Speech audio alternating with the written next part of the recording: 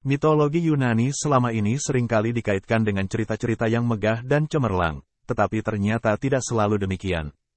Kisah malang Oedipus mungkin adalah contoh paling menyedihkan dalam mitologi Yunani. Oedipus adalah raja Tebes yang memiliki cerita malang yang sulit dibayangkan. Mitologi Yunani menceritakan bahwa Oedipus membunuh ayahnya, kemudian menikahi ibunya sendiri dan memiliki 2 anak laki-laki dan 2 anak perempuan. Yang membuat kisah Oedipus menjadi tragedi adalah, Oedipus tidak menyadari apa yang telah ia lakukan, sampai semua itu terjadi. Kisah malang Oedipus menunjukkan, bahwa masyarakat Yunani kuno tidak hanya menciptakan kisah-kisah luar biasa. Mereka juga memiliki kisah tragis yang penuh tragedi yang penuh dengan penderitaan dan putus asa. Dalam mitologi Yunani, diceritakan, Oedipus hidup dalam bayang-bayang kutukan yang tak dapat dihindari sampai akhir hidupnya. Menurut Greek Reporter, Oedipus adalah anak Laius dan Jokasta, raja dan ratu Tebes. Malapetaka garis keturunannya adalah akibat dari kutukan yang dimiliki oleh ayahnya. Ketika anak lelakinya dilahirkan, Laius mengonsultasikan dirinya dengan seorang peramal untuk mengetahui takdirnya. Yang membuatnya sangat takut. Peramal itu mengungkapkan bahwa dia kutuk untuk mati oleh tangan putranya sendiri. Laius kemudian menyuruh seorang pelayan untuk membunuh bayi mereka yang baru lahir. Namun, pelayan itu tidak bisa melakukan tindakan kejam ini. Pelayan itu kemudian menyerahkan bayi Laius kepada seorang gembala. Gembala itu kemudian menamakan bayi Laius itu Oedipus, atau kaki bengkak. Panggilan itu disebabkan oleh Laius yang telah mengikat kakinya dengan kuat. Tindakan yang dilakukan oleh Laius telah menyebabkan kaki putranya yang masih kecil itu membengkak. Anak tersebut kemudian dibawa ke Korintus dan diserahkan kepada Raja Polybes, yang tidak memiliki anak dan akan membesarkannya sebagai anak kandungnya sendiri. Segala usaha Laius untuk melarikan diri dari nasib itu ternyata tidak berhasil. Ketika dewasa, Oedipus mendengar rumor bahwa dia bukan anak kandung Polybes dan istrinya, Merope. Didorong oleh keraguan, dia pergi menemui peramal di Delphi. Oedipus bertanya apakah raja dan ratu sebenarnya orang tua kandungnya, tetapi alih-alih menjawab. Oracle mengatakan kepadanya bahwa dia memiliki takdir yang mengerikan. Oedipus akan menikahi ibunya sendiri dan membunuh ayahnya sendiri. Putus asa untuk menghindari ramalan Oracle itu, Oedipus, yang percaya bahwa Polybes dan Merope adalah orang tua biologisnya, meninggalkan Korintus dan pergi ke kota Tebes.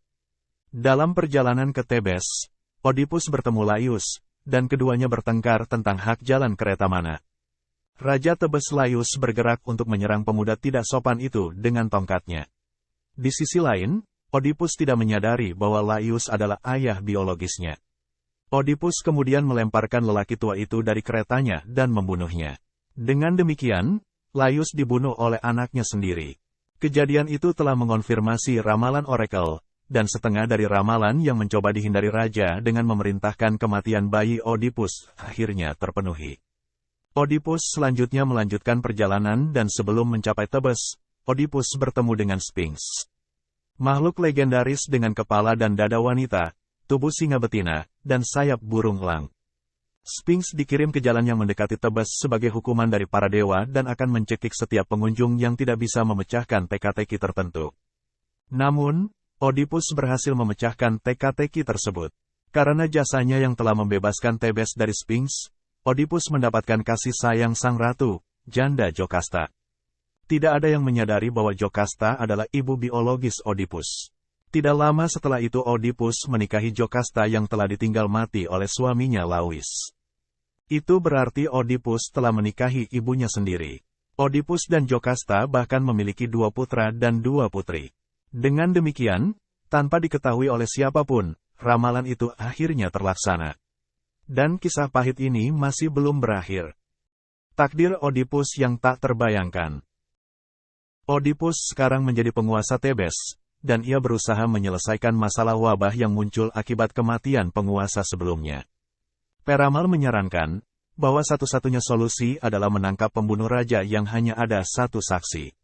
Jokasta yang sekarang menjadi istri Oedipus, memanggil saksi pembunuhan mendiang suaminya dan mantan penguasa. Oedipus menanyainya dan dia mengungkapkan bahwa beberapa tahun yang lalu mereka memberinya seorang anak untuk ditinggalkan di Gunung Citeron. Anak itu adalah putra Raja Laius dan Ratu Jokasta yang diberikan untuk dibunuh, menghindari ramalan orakel yang mematikan. Namun, dia telah menyerahkannya kepada gembala karena belas kasihan. Oedipus akhirnya mengetahui bahwa anak itu adalah dirinya, dan dia adalah anak yang ditakdirkan untuk menjadi pembunuh ayahnya. Sungguh kisah tragis. Oedipus akhirnya mengutuk dirinya sendiri dan takdir yang membuatnya harus mengalami kisah tragis. Sementara itu, Jocasta yang mengetahui kenyataan itu, berlari masuk ke dalam istana. Dia berlari ke kamar tidur istana dan menggantung diri di sana. Oedipus, yang sangat marah, berlari masuk ke dalam rumah dan menemukan jenazah Jocasta.